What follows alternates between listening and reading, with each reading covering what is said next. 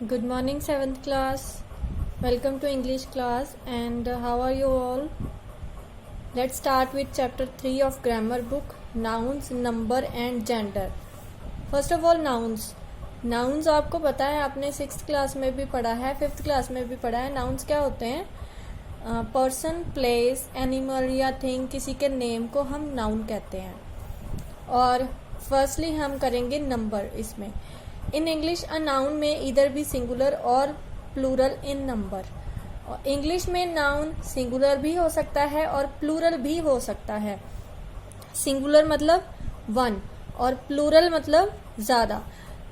Singular number. When we speak about one person, animal और thing we use the singular form. For example tree, girl, bag, pen etcetera. जब हम एक person, animal या एक चीज के बारे में बात करते हैं तो हम उसको सिंगुलर कहते हैं. नेक्स्ट है प्लूरल.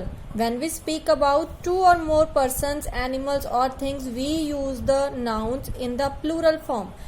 जब हम दो से ज्यादा से की बात करते हैं, पर्सन्स, एनिमल्स और थिंग्स की, तब हम उसको प्लूरल फॉर्म कहते हैं. जैसे ट्रीज, एक से ज्यादा ट्री है.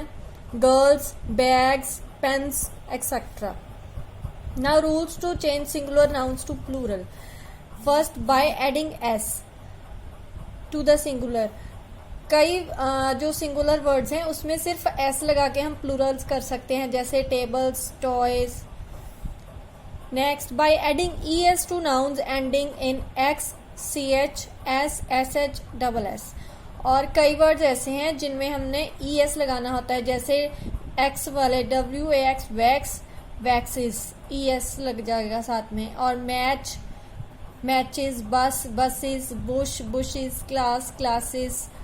Next, in nouns ending in Y by changing Y into I and adding ES. आपको पता ही है, ये आपने पहले भी किए हुए हैं. जिसमें Y होता है हम उसमें IES लगा देते हैं और उसको प्लूरल कर देते हैं. Next, ending Y but preceded by vowel by adding S. लेकिन जिसमें Y होता है और वर्ड्स होते हैं, जैसे जॉय है लेकिन उसमें आगे जो है वो वोवल है, इसमें हम IES नहीं लगाएंगे बल्कि सिर्फ S लगा के उसको प्लूरल कर देंगे. जैसे नेक्स्ट है डोंकी. डोंकी में भी E है, पहले Y से पहले वोवल है तो डोंकीज.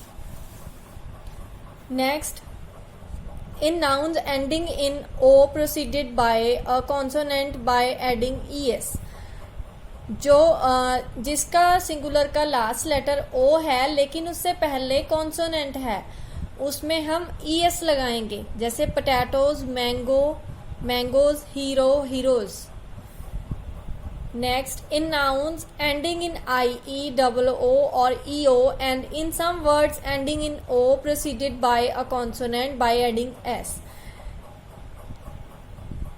कुछ ऐसे हैं जिसमें लास्ट में O आता है या IE आता है या डबल O आता है, उसमें हम S लगाते हैं जिसमें आगे कॉन्सोनेंट होता है. Next, in nouns ending in F or FE by changing F or FE into V and adding ES. ये आपको पता है, जैसे हाफ, वॉल्फ, नाइफ, ये होते हैं. लास्ट वाला F होता है या FE होता है, उसको हम VES में चेंज कर देते हैं. Next, in some nouns ending in F by adding S. लेकिन कुछ ऐसे हैं जिसको हम सिर्फ S लगा के करते हैं. जैसे स्कार्फ है, उसमें सिर्फ S लगा के प्लूरल कर देते हैं. Proof, proves, gulf, girls. Some nouns ending in F और FE take two forms in plural. कुछ F या FE वाले ऐसे हैं जिसको हम दोनों तरह से लिख सकते हैं, जैसे dwarf, dwarfs, dwarfs. Hoof, hoofs, hooves. मतलब F के साथ S लगा के भी प्लूरल कर सकते हैं और VES करके भी. Some nouns do not follow any of the above rules. लेकिन कुछ nouns ऐसे होते हैं जो इनमें से कोई भी रूल फॉलो नहीं करते. जैसे माउस का प्लूरल होता है माइस, ऑक्स का प्लूरल होता है ऑक्सन और चाइल्ड का children. Some nouns have the same singular and plural forms. कुछ नाउन्स ऐसे होते हैं जिनका प्लूरल भी सेम होता है और सिंगुलर फॉर्म भी सेम होता है, जैसे business, deer, sheep, hair. Next, compound nouns generally forms their plural by adding S to the main nouns. कुछ कंपाउंड नाउन्स ऐसे होते हैं जिनको प्लूरल में ऐड करने के लिए सिर्फ एस ऐड करते हैं उसके मेन नाउन में, जैसे father in law, mother in law, grandson. इसमें हम उसका जो मेन नाउन है, जैसे फादर है, मदर है, उसको हम एस लगा के प्लूरल करेंगे तो ये क्या बन जाएगा, fathers in law, mothers in law, grandson, ग्रैंडसन्स।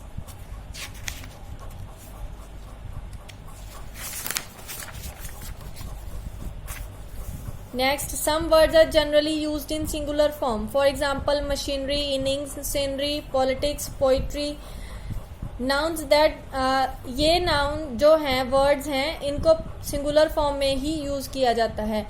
Nouns that describe things having two similar parts are considered to be plural nouns. कुछ nouns ऐसे हैं जिनके दो similar parts होते हैं लेकिन उनको प्लूरल फॉर्म में ही कंसीडर किया जाता है. Glasses, shoes, socks, scissors, trousers.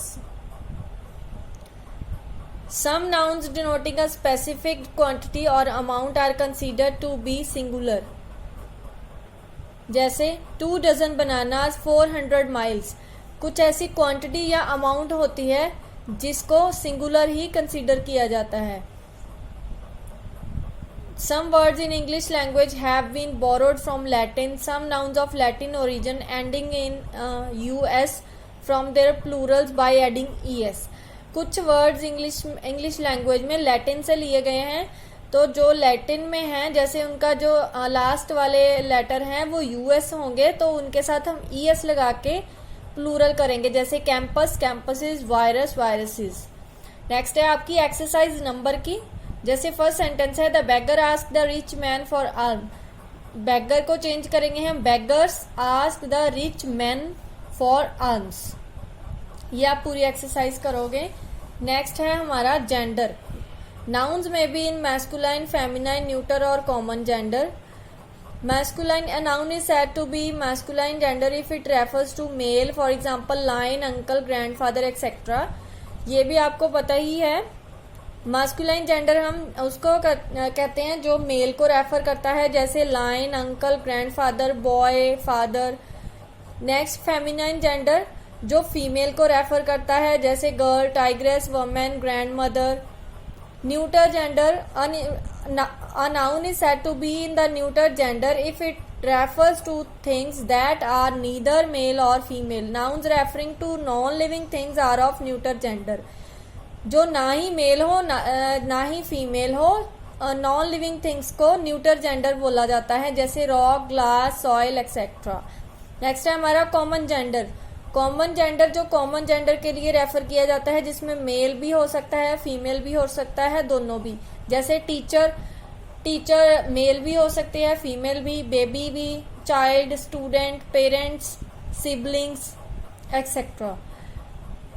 Next आपकी बी एक्सरसाइज है जेंडर की, जिसमें ये वर्ड्स जो हाईलाइटेड हैं ये आपने जेंडर में चेंज करने हैं.